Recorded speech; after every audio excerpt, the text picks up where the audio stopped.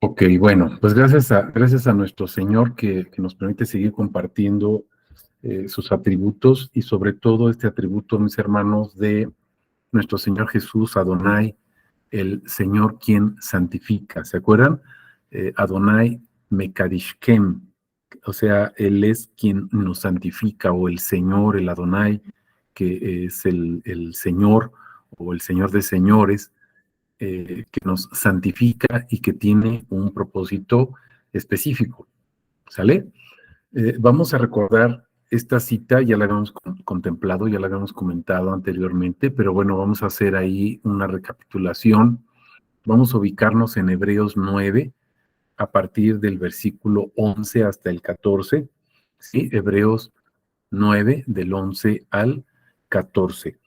La voy a proclamar y vamos a ver cómo nuestro Señor Jesucristo nos va santificando, va haciendo esa obra en cada uno de nosotros y hay un propósito específico. Él quiere que nosotros le sirvamos. Y acuérdense que el servicio que le damos es adoración. ¿Sale? Entonces, bueno, vamos a ver estos versículos del 11 al 14 del capítulo 9 de Hebreos. Dice la palabra, pero habiendo venido Cristo. Y vamos a poner atención cuando escuchamos la palabra Cristo. Acuérdense, ya lo hemos visto varias veces de manera repetida en la palabra, Cristo es Dios, es el Señor, ¿sale? Es la encarnación o Dios mismo encarnado en la persona de nuestro Señor Jesús, el Cristo, el ungido, el Mesías. Entonces, habiendo venido Cristo, y nosotros sabemos que quien vino, pues es Jesús. Nosotros sabemos que Jesús es quien nació, pero observen cómo se presenta aquí en Hebreos, habiendo venido Cristo, es decir, el Señor, el ungido es quien vino y se encarnó precisamente en esa persona que es nuestro Señor Jesús. Y luego nos dice, sumo sacerdote, es el sumo sacerdote, no simplemente un sacerdote, sumo sacerdote, quiere decir que es el sacerdote de todos los sacerdotes. Y dice, de los bienes llegados por medio de un mayor y más perfecto tabernáculo. Vamos a poner atención aquí en ese tabernáculo. ¿Se acuerdan cuando Jesús pasa por el templo, les dice, destruyan este templo y yo en 3 días lo voy a levantar o lo voy a reconstruir, ese tabernáculo, que es la morada de Dios? Todos los fariseos principalmente se empiezan a burlar de él y le dicen, fueron muchos años, ¿no? 40 y tantos años en construir el templo y tú en 3 días lo vas a reconstruir, pero dice la palabra, pero Jesús estaba hablando de su propio cuerpo. Entonces, vamos a poner atención como aquí dice, por medio de un mayor y más perfecto tabernáculo. Vino Cristo, o sea, Dios, ese Dios todopoderoso, se mete en ese cuerpo, en ese tabernáculo, que es el cuerpo físico de nuestro Señor Jesús. Pero observen, mayor y más perfecto tabernáculo. ¿Se acuerdan que habíamos visto, por ejemplo, en Habacuc 2, dice, la gloria del templo o del tabernáculo postrero, o sea, el final, va a ser mayor que la de este templo? Y aquí vemos cómo se cumple esa profecía.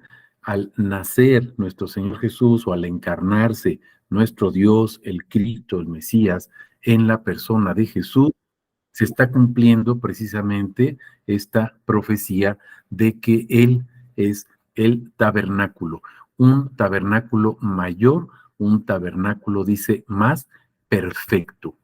Y observen, no hecho por manos, es decir, no de esta creación.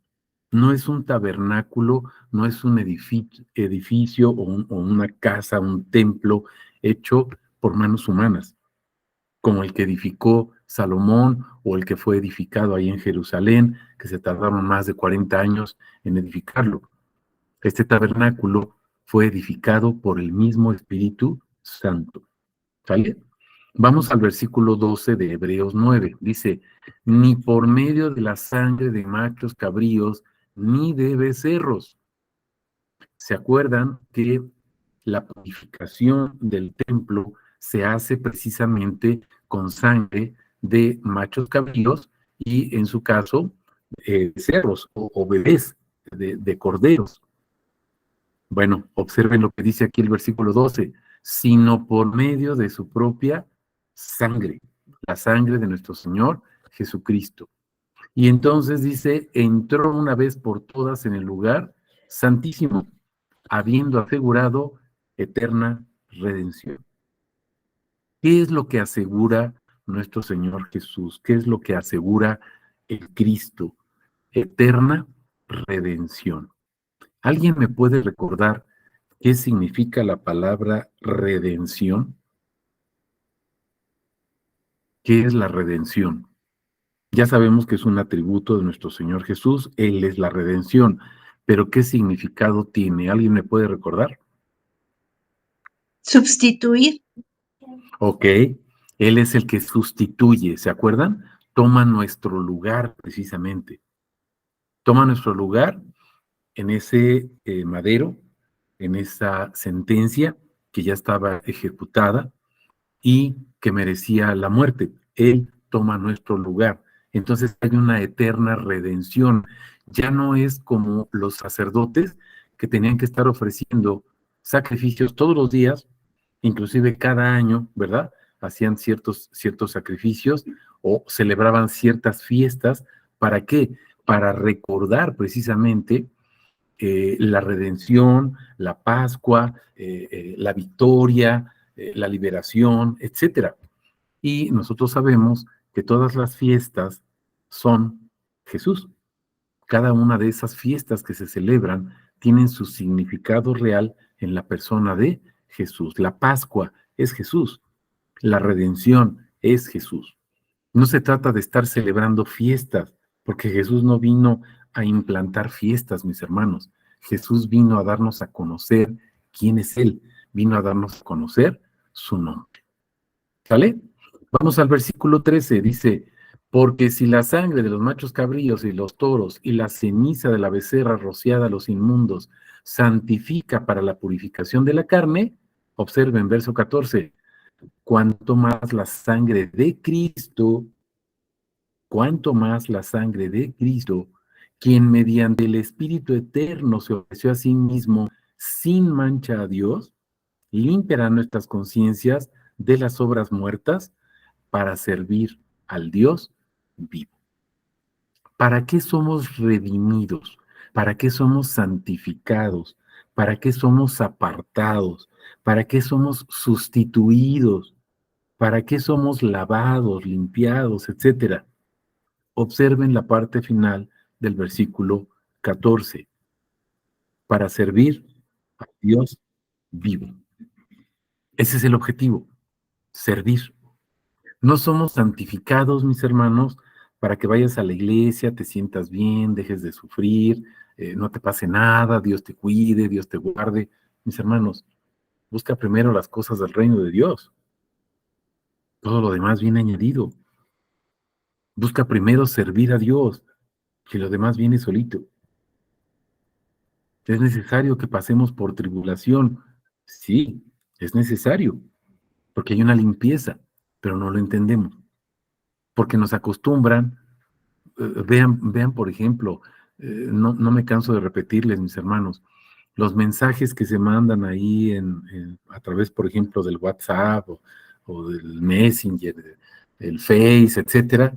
Todo es que Dios te bendiga, que te prospere, que te vaya bien, que tu economía sea ultra, que no te pase nada, que tu salud sea buena, que tu familia, etcétera, etcétera, etcétera, etcétera. Sí, mis hermanos, pero ¿cuál es el propósito de todo ello?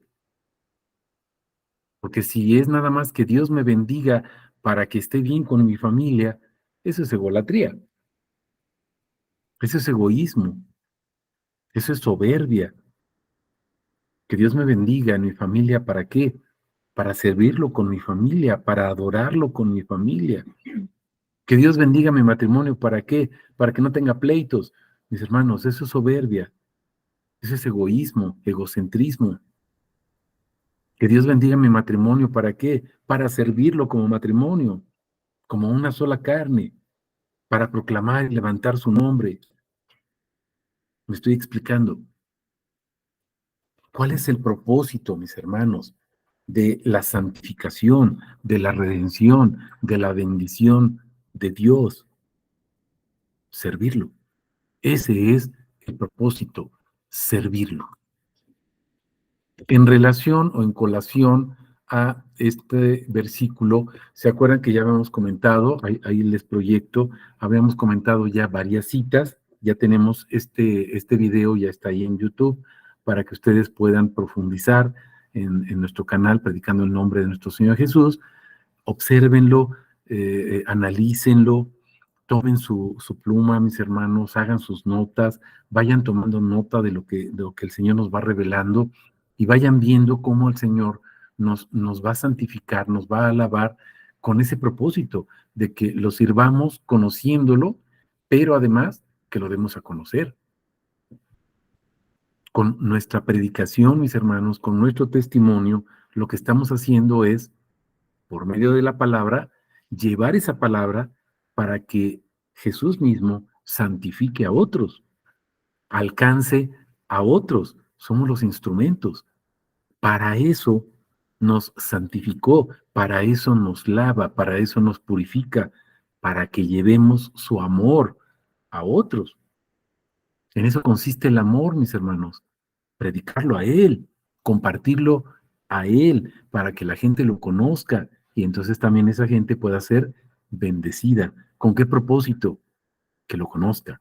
¿Para qué? Para servirlo. Vamos a una cita, ya habíamos visto varias citas de estas, pero bueno, vamos a recordar una. Vamos a centrarnos en Primera de Corintios 3, del 6 al 9. Vamos a ubicarnos ahí, ubíquense en su Biblia, Primera de Corintios 3, del 6 al 9. ¿Por qué nosotros tenemos que llevar a nuestro Señor Jesús a los demás? Pero hay una situación específica. No somos nosotros los que hacemos la obra, es nuestro Señor Jesús. ¿Sale? Vamos a ubicarnos en Primera de Corintios 3, del 9 al 11. ¿Alguien me puede proclamar el versículo 9? Nada más el 9. Primera de Corintios 3, 9. Porque nosotros somos colaboradores de Dios y vosotros sois labranza de Dios, edificio de Dios. Ok, fíjense bien, empecé por el último, ahorita vamos a regresar al 6, ¿sale? Pero empecé por el último. Observemos algo, porque ahí está dando la síntesis de lo que sucede, da la explicación, o sea, esto pasa porque nosotros, ¿qué somos? Dice, colaboradores. Nosotros no somos los hacedores, nosotros no somos los que edificamos, nosotros no somos los que construimos, nosotros no somos, ¿me estoy explicando? Somos simplemente colaboradores de Dios. Y observen, vosotros, labranza de Dios, edificio de Dios. Entonces, observemos, cuando nosotros llevamos la palabra a alguien y esa persona acepta a Jesús, lo conoce, se enamora de él realmente, no nada más por compromiso, por una situación específica, sino realmente tiene esa relación con Dios, ¿qué es lo que va a suceder? Hay una construcción, hay una reproducción espiritual. ¿Se acuerdan que dice la palabra? Por sus frutos los conocerán.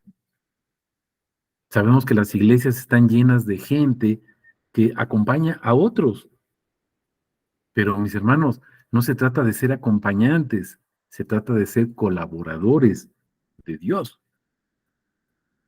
Vamos a regresar al versículo 6 para que vayamos viendo. ¿Me proclaman, por favor, el versículo 6? 1 Corintios 3, 6. ¿Qué dice?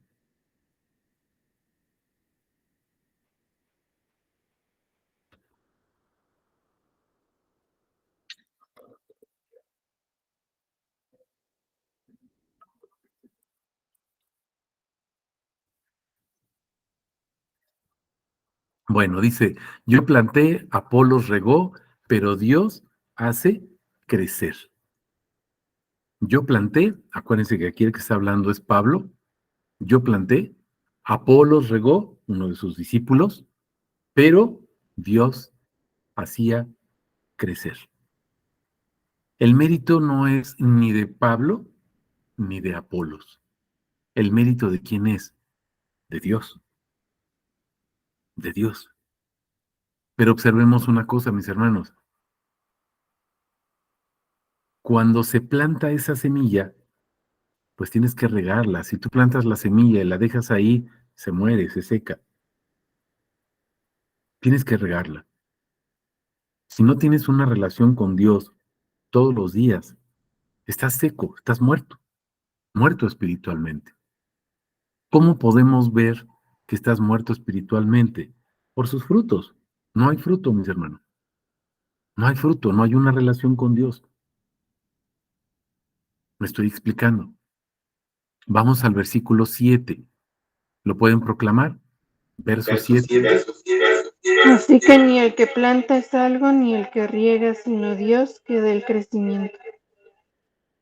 Amén. Entonces, ni el que planta es algo, ni el que riega. O sea, ni Pablo, ni Apolos. No somos nada. No somos nada.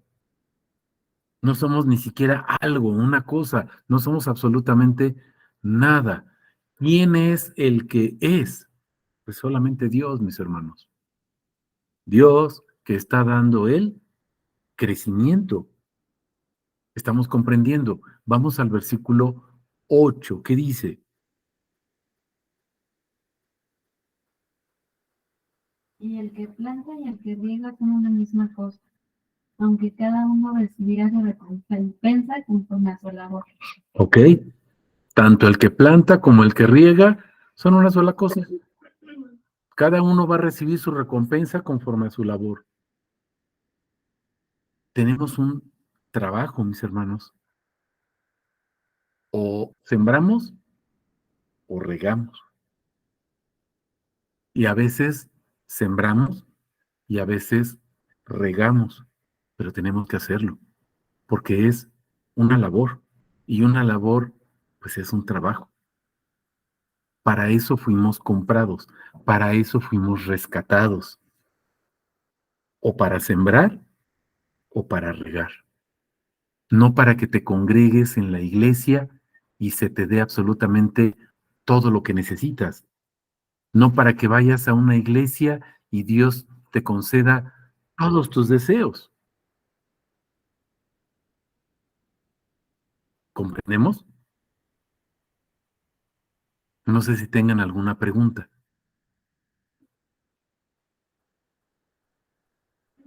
Ok. Entonces observen. Ahora sí, verso 9. Porque somos colaboradores de Dios. O sea, ni el que siembra, ni el que riega es algo, solamente Dios. Nosotros tenemos una labor, tenemos un trabajo, pero observemos, simplemente somos colaboradores de Dios. Y observen, la gente que escucha la palabra, mis hermanos, dice, es labranza de Dios. Cómo me encanta ver que muchos pastores se ufanan, se paran el cuello diciendo, prediqué y tantas almas se convirtieron y gané almas para Cristo y ahora son mis discípulos o son mis congregantes. No, mis hermanos, somos labranza de Dios. No somos de un pastor, no somos de una religión, no somos de una denominación, menos de una congregación. Somos labranza de Dios y las personas que a través de la predicación son ganadas para Cristo, mis hermanos, son labranza de Él. ¿Alguien me podría explicar ¿Qué significa la palabra labrar? ¿Qué es labrar? ¿Qué significa labrar? Para que podamos entender cómo que labranza de Dios. ¿Qué es labrar? Es una actividad que hacen los campesinos, pero ¿en qué consiste? En remover, en quitar. Ok, remover o quitar qué. Está bien, preparar la tierra. Ok, hacer la tierra apta para qué. ¿Para que dé qué? Fruto. Exacto, ¿ya se fijaron? Si hay tierra, a veces tiene piedras, a veces tiene hierba, tiene maleza, tiene la cizaña, ¿sí se están fijando? ¿Qué tiene que hacer el labrador? Va quitando la basura. Y preparándola. Claro, la está preparando ¿para qué? Para que dé fruto.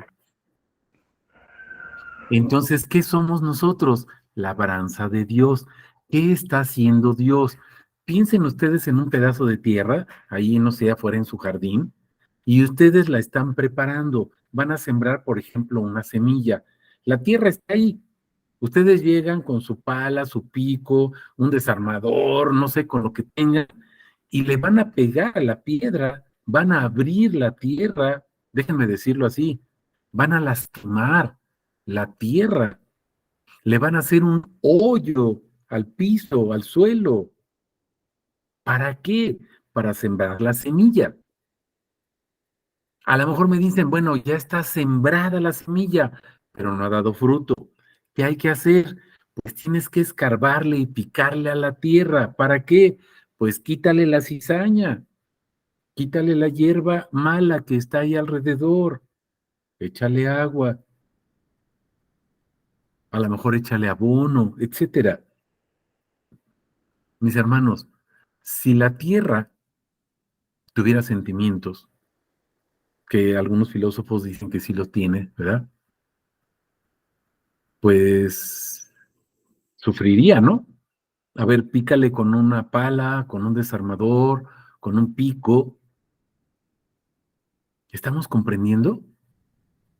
Quítale las piedras, le estás arrancando la hierba, le estás arrancando las raíces que están ahí, y la maleza, mis hermanos, echa mucha raíz, echa muchísima raíz, cuesta mucho trabajo retirarlo. Hay dolor en eso. Pero ¿para qué es? Para que la semilla que fue sembrada pueda producir fruto. A lo mejor me vas a decir, ¿y esto qué tiene que ver? Mis hermanos, Dios está trabajando en tu corazón, Dios está trabajando en tu vida. Por eso es la tribulación, ¿se dan cuenta? Por eso es la tribulación. ¿Me voy explicando en eso? Cuando el Señor está trabajando en nosotros, lo que está haciendo es preparar precisamente esa tierra. ¿Para qué la está preparando? Para que dé fruto. ¿Me estoy explicando? Vamos a ver otra cita que no tenemos contemplada aquí, pero que se relaciona, y mañana lo vamos a ver precisamente en el devocional. Ayúdenme, por favor, vayan a Segunda de Corintios, capítulo 12.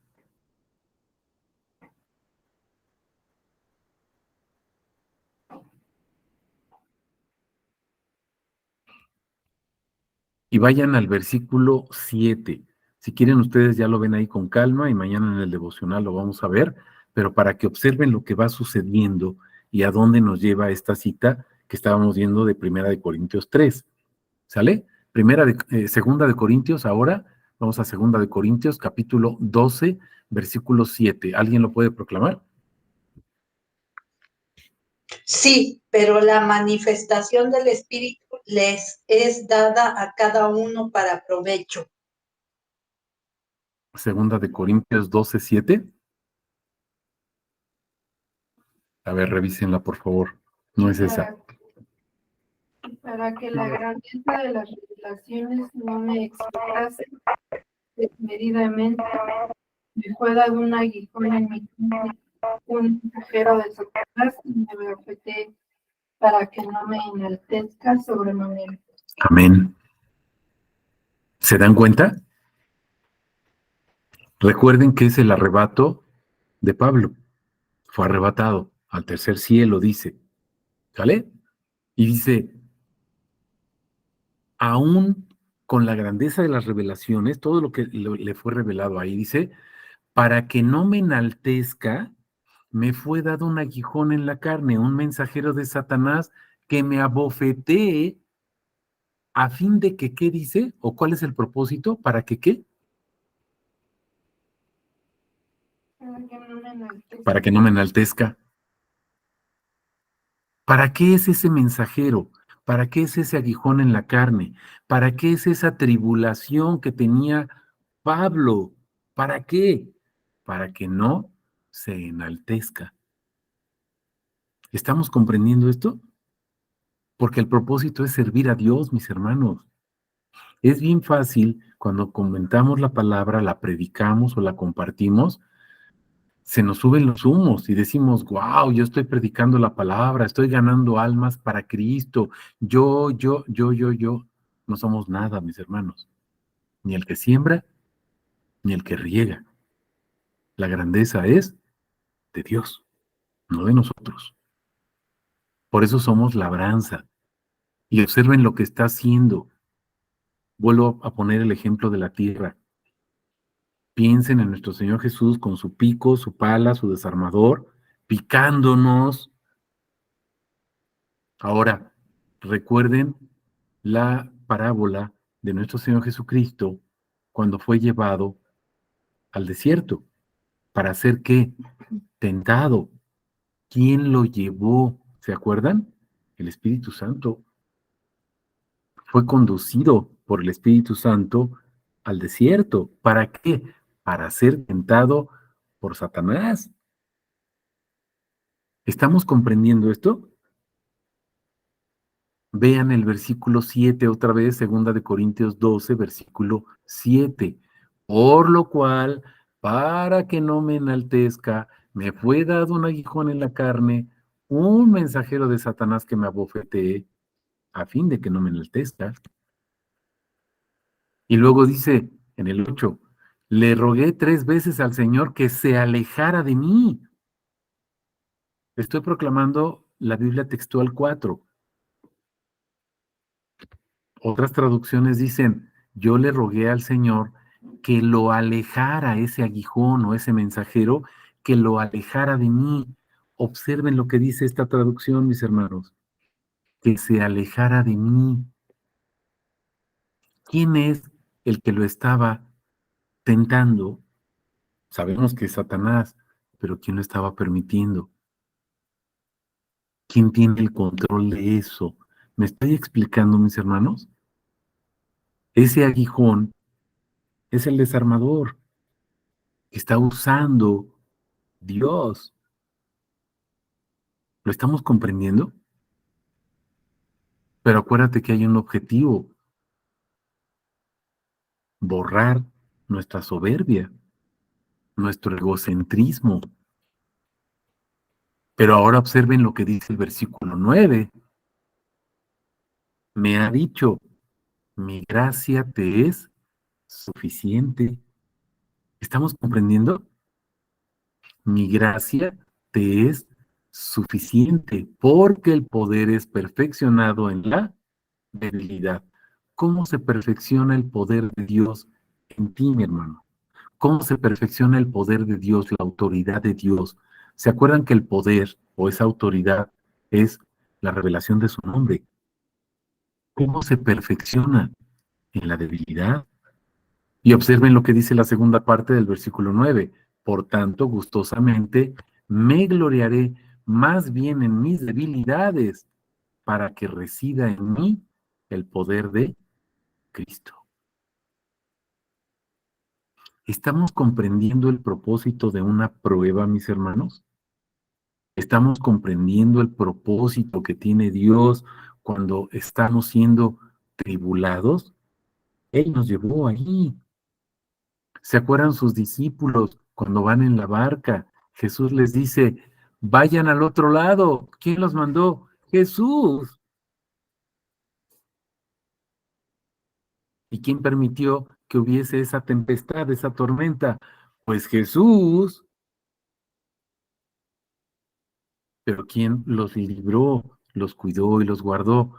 Pues Jesús. Estamos comprendiendo. El propósito de la prueba es que su poder se perfeccione en nuestra humildad, nuestra debilidad. Vean cómo cierra el versículo 10. Dice Pablo, por lo cual me complazco, o sea, me gozo en debilidades, en afrentas, en necesidades, en persecuciones, angustias. Mis hermanos, eso es lo que vivimos diariamente.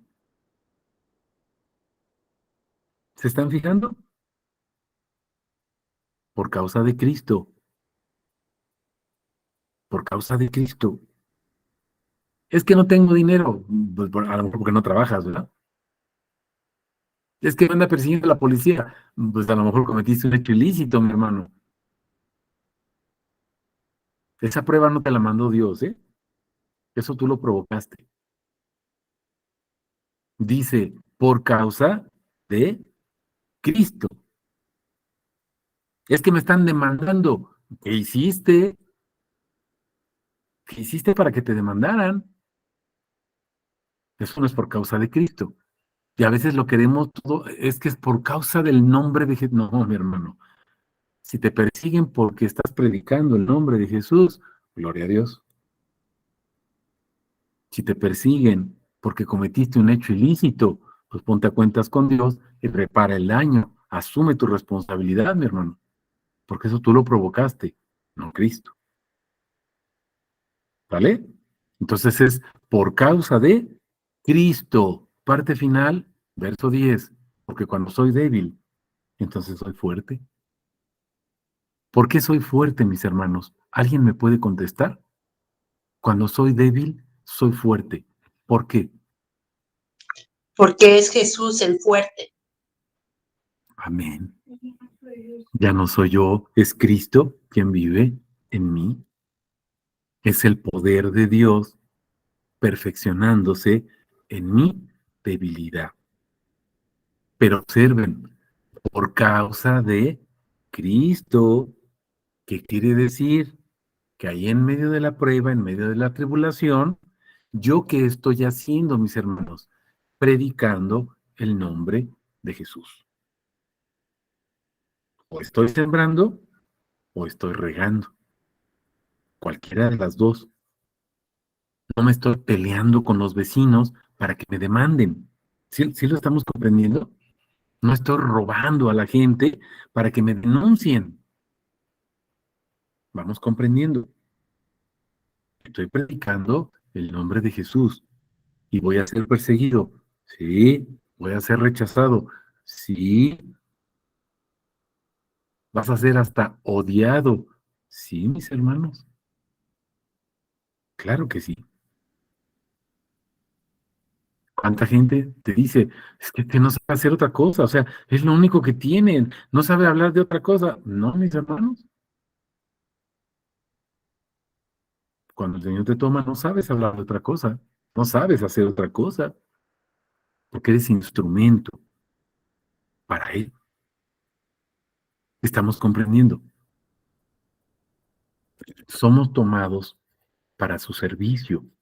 Fuimos labrados, limpiados, liberados, regenerados, restaurados, redimidos, remitidos. ¿Se acuerdan que es el perdón de pecados? Justificados, santificados, etcétera. ¿Para qué? Para servirlo. Para servirlo. Y ahora no te interesa nada más que servirlo. Estamos comprendiendo. ¿Alguna pregunta?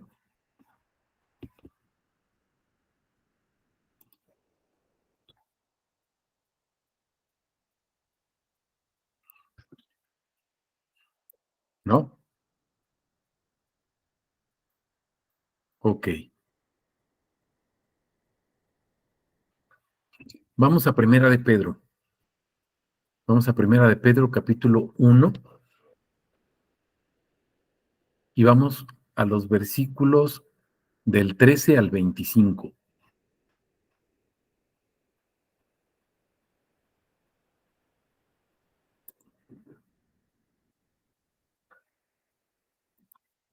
Amén. Adelante. Por lo tanto, preparen su mente para la acción, estén atentos y pongan toda su esperanza en la gracia que recibirán cuando Jesucristo sea manifestado. Pórtense como hijos obedientes y no sigan los dictados de sus anteriores malos deseos, de cuando vivían en la ignorancia. Al contrario, vivan una vida completamente santa, porque santo es aquel que los ha llamado. Escrito está, sean santos porque yo soy santo. Si ustedes llaman Padre a aquel que al juzgar se fija en lo que se ha hecho y no en quién lo hizo, vivan el resto de sus vidas en el temor de Dios. Ustedes saben que fueron rescatados de una vida sin sentido, la cual heredaron de sus padres, y que ese rescate no se pagó con cosas corruptibles como el oro y la plata, sino con la sangre preciosa de Cristo, sin mancha y sin contaminación como la de un cordero, que ya había sido destinado desde antes de que Dios creara el mundo, pero que se manifestó en estos últimos tiempos por amor a ustedes. Por él ustedes creen en Dios, que fue quien lo resucitó de los muertos y lo ha glorificado para que ustedes tengan puesta su fe y su esperanza en Dios. Y ahora, ya que se han purificado mediante su obediencia a la verdad para amar sinceramente a sus hermanos, ámense los unos a los otros de todo corazón, pues ustedes han nacido de nuevo y no de una simiente perecedera, sino de una simiente imperecedera, por la palabra de Dios que vive y permanece para siempre, porque todo hombre es como la hierba y toda su gloria es como una flor. La hierba se seca y la flor se marchita, pero la palabra del Señor permanece para siempre. Y estas son las buenas noticias que se les han anunciado. Amén. Amén. Observen, fuimos puestos para servir. Fuimos lavados, fuimos santificados, fuimos redimidos, fuimos justificados, comprados. ¿Para qué? Para servir, para ser santos. Santo es eso, servirle a Él, apartados para Él, para su servicio de Él. ¿Qué hacemos entonces? Vamos a ubicarnos en el versículo 13 para irlo repasando. Habiendo ceñido los lomos de vuestro entendimiento. ¿Alguien me puede explicar qué es ceñir? ¿Cómo que ceñidos los lomos de nuestro entendimiento? ¿Qué significa Ajustar. eso? Exacto. Como cuando el cinturón, ¿no? O un vestido, no sé, te ciñes, te aprietas para que no se te caiga. O mis hermanas, por ejemplo, se ponen un vestido, si se lo ponen así, que luego son amplios, pues se ve así como una túnica, ¿no? Pero si le ponen ahí un cinturoncito, un listoncito, no sé, como que ajusta. ¿Me explico? No sé si estoy en lo correcto ahí, si estoy diciendo lo correcto ahí, pero bueno, más o menos es la idea. ¿Qué es lo que hacemos? Ciñe, ajusta, amolda. ¿Qué es lo que estamos amoldando? El entendimiento. ¿Qué es lo que hace la palabra todos los días, mis hermanos?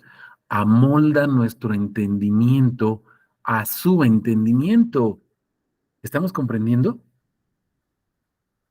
Amolda nuestros pensamientos a sus pensamientos, no a los nuestros.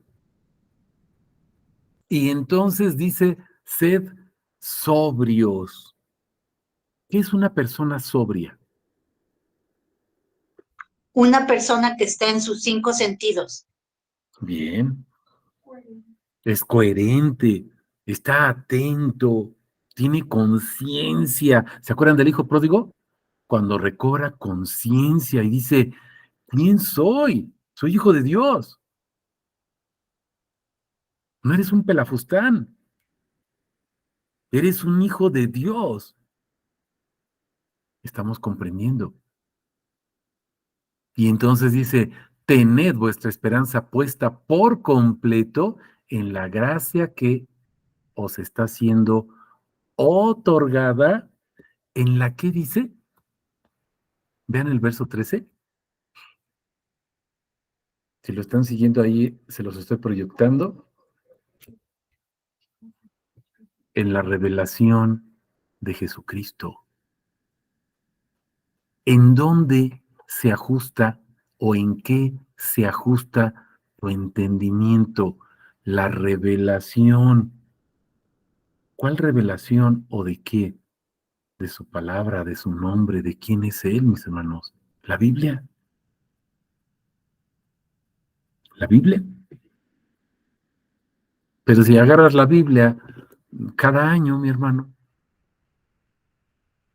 pues imagínate cómo está tu entendimiento en la calle de la amargura. Y si agarras la Biblia para pasar el tiempo, ¿cómo está tu mente? Perdida. Si agarras la Biblia para satisfacer solamente tus necesidades, hermano, pues mejor agarra Memín Pingüín o un cuento de cómics o una novela, un bestseller. Estamos entendiendo. Toma la palabra de Dios para que escuches su voluntad y entonces tu entendimiento va a ser ceñido por su voluntad y su propósito.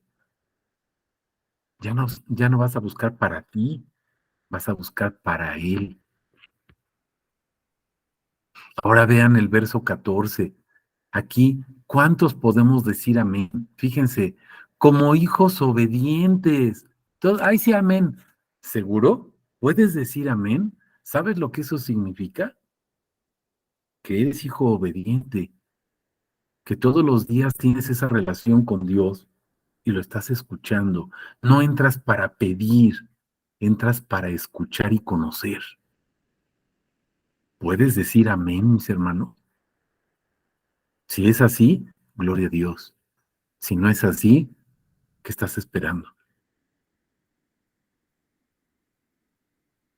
Como hijos obedientes, no amoldándoos a las antiguas pasiones. No te amoldes a lo que antes vivías. Mi hermano, ¿de qué llenas tu vida? ¿De qué llenas tu vida todos los días? En serio, me da tristeza.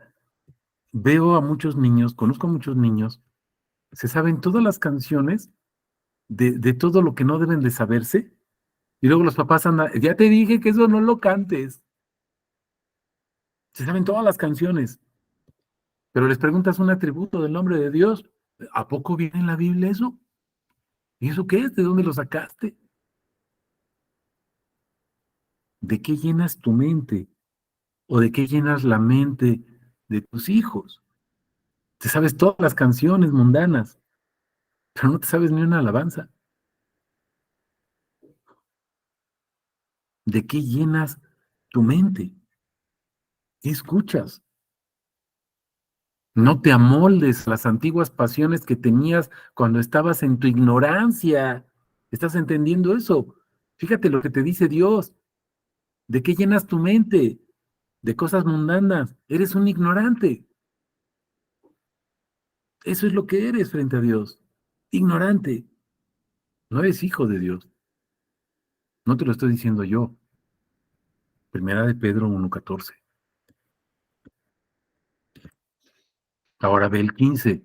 Sino, según el que os llamó es santo, sed también vosotros santos en toda vuestra manera de vivir. Dice ahí nada más en parte de tu manera de vivir? ¿O dice en toda? ¿Sí se están fijando? En toda. Tu manera de vestir, tu manera de comer, tu manera de comportarte, tu manera de vivir, tu manera de servir, tu manera de ser esposo, tu manera de ser esposa, tu manera de ser padre, tu manera de ser hijo, tu manera de ser vecino, tu manera de ser hermano. ¿Estás entendiendo? En toda, dice, en toda. ¿Por qué? Verso 16, porque está escrito, seréis santos porque yo soy santo. Esa es la razón, mis hermanos. No es porque el pastor te esté molestando cada rato que tienes que portarte bien. No, mi hermano, yo no te estoy diciendo que te portes bien. Yo te estoy diciendo que vivas como hijo de Dios, porque es lo que dice la palabra. No te lo estoy diciendo yo, lo dice la palabra. Verso 17, observa, para que tomes conciencia de esto. Y si invocáis por Padre, ay sí, Padre, buenos días, Padre, buenos días. Te pido, te pido, te pido, te pido. Si a Dios lo llamas Padre, fíjate, al que juzga imparcialmente según la obra de cada uno, entonces dice, condúcete con temor todo el tiempo de tu peregrinación. ¿Lo llamas Padre? Mi hermano, vive para Él, modifica toda tu vida, modifica tu vida. Nos llenamos la boca diciendo que Dios es nuestro Padre. Entonces vive como hijo de Dios. ¿Por qué? Verso 18, sabiendo que fuisteis rescatados de vuestra vana manera de vivir. ¿Qué es la vanidad? ¿Alguien le puede explicar qué es la vanidad? ¿Qué es vano? Sin Que no tiene importancia, valor. que no tiene valor, efímero. ¿Se están dando cuenta? De eso fuiste rescatado, de esa vanidad. Y fuiste rescatado, observa, tus padres te legaron eso. Ay, mi hijo sabe bailar como la no sé qué, y sabe bailar reggaetón como quién sabe quién, y sabe, sí, mi hermano, eso es lo que le estás enseñando a tu hijo o a tu hija. Los padres estamos legando eso a nuestros hijos. Cuidado, porque nos va a ser demandado. Pero ¿de qué fuiste rescatado y con qué fuiste rescatado? Observa, no con cosas corruptibles como la plata o el oro, verso 19, sino con la sangre preciosa de Cristo, un cordero sin mancha y sin defecto. ¿Estás entendiendo? Fuiste comprado por precio de sangre. Comprado, comprado. No tienes voluntad, mi hermano. Comprado, le perteneces. Bueno, si Jesús es tu Señor, ¿verdad? Si no es tu Señor, pues te vale gorro, perdón por la palabra, pero te vale gorro esto. Fuiste comprado. Verso 20, escogido, ciertamente antes de la fundación del mundo, pero manifestado en los tiempos postreros por amor a vosotros. Ahí está nuestro Señor Jesucristo. Ya desde antes de la fundación del mundo, Él ya había determinado dar su vida para que tú fueras comprado. 21. Que por medio de Él sois fieles a Dios. ¿Por qué puedes ser fiel a Dios? Porque Jesús es tu Señor, mi hermano. Si no eres fiel a Dios, pregúntate entonces quién es tu Señor.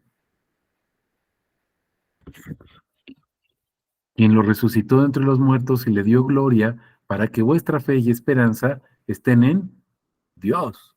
¿En quién está tu fe? ¿En quién está tu esperanza? Todos en Dios, mi hermano. Si Dios es tu Padre, entonces condúcete como hijo de Dios. No pierdas de vista el versículo 17 que acabamos de proclamar. Verso 22, habiendo purificado vuestras almas por la obediencia, escucha, obediencia. ¿Te acuerdas verso 14? Como hijos obedientes. Regreso al 22, purificado vuestras almas por la obediencia a la verdad, o sea, la palabra, para un amor fraternal sincero, amados intensamente de corazón los unos a los otros. Y te acuerdas que hemos visto en las cartas de Juan, en qué consiste el amor, mis hermanos. No es darte un beso y un abrazo, nada más. No dejes de hacer eso, pero tienes que hacerlo primero. ¿Y qué es lo primero? Comparte la vida eterna. ¿Qué hizo Jesús? Nos amó hasta el extremo, Juan 3:16, para darnos ¿qué? Vida eterna. ¿Y qué consiste la vida eterna? Tú conocerlo a Él. Mi hermano, amas a tus hermanos, amas a tu esposa, amas a tus hijos, preséntales a Cristo. Ese es el verdadero amor. Si no, ese amor no sirve, mis hermanos. Es un amor vano. Si no está el amor de Cristo. Y el amor de Cristo no es solamente darles para sus chuchulucos, sus alimentos, su domingo, la comida, sus útiles. No, mis hermanos, eso lo hace cualquiera. El Hijo de Dios les presenta a Jesús. ¿Estás comprendiendo? Habiendo sido renacidos, no de una simiente corruptible, sino incorruptible. ¿Te acuerdas que Pablo dice, esa simiente, una sola, no muchas, una, no en plural, en singular, la cual es Cristo? Fíjate cómo lo dice aquí de otra manera diferente. La palabra de Dios, Cristo, la palabra de Dios, pues es la misma persona. ¿Te acuerdas de Juan 1:1? El Logos, la palabra, estaba frente a Dios y era Dios, que vive y permanece. Amén. Verso 24. Pues toda carne es como hierba, toda su gloria como la flor de la hierba, se seca la hierba, se cae la flor. Eso es lo que somos aquí. Somos efímeros, somos pasajeros. Pero ve el verso 25, mi hermano. Pero la palabra del Señor permanece para siempre. Es que yo a mis hijos les doy todo mi amor. No es todo, mi hermano. Es que no les falta nada, no les falta. No, sí, mi hermano. Si les falta Cristo, les falta todo. Pero tienen alimentos, tendrán todo lo que tú quieras. Pero si no tienen a Cristo en su corazón, están vacíos, no tienen nada. ¿Estás entendiendo eso? Vacíos. Y vacíos están muertos. ¿Y la culpa de quién es? Tuya. ¿Estamos entendiendo? Pero la palabra del Señor permanece para siempre. Y esta palabra es la buena noticia que os fue anunciada. ¿Cuál es la buena noticia, mis hermanos? ¿Se acuerdan? Que Jesús nació. Jesús es la buena noticia. Jesús naciendo en nuestros corazones. ¿Para qué? Jesús santificándonos. ¿Para qué? Jesús redimiéndonos. ¿Para qué? Para servirlo. ¿Cómo? Llevando fruto. ¿Cómo? Predicando su nombre. ¿A quién? Mi hermano, al que se te pare enfrente. Tienes que comenzar con tu Jerusalén. ¿Se acuerdan? Tu familia, tu esposa, tu esposo, tus hijos, tus padres, tus hermanos. Tu Samaria, los que están un poquito más lejos, sobrinos, primos, tíos, y hasta lo último de la tierra, pues con todos los que te encuentres ahí enfrente, mis hermanos. Comprendemos cuál es el propósito de ser lavados, ser santificados. ¿Alguna pregunta? Comentario.